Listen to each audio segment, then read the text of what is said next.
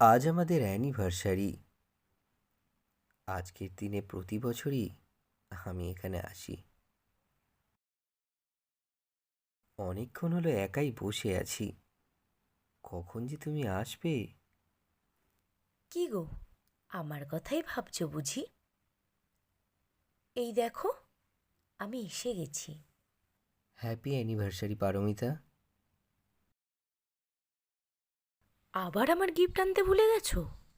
এ বাবা, জানো তো ভালো লাগে না তোমায় ছাড়া থাকতে। কেন গো? তুমি তো ডাকলেই আমি তোমার কাছে চলে আসি।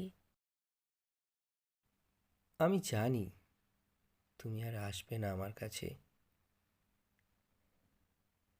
তুমি যে চলে গেছো না ফেরার দেশে,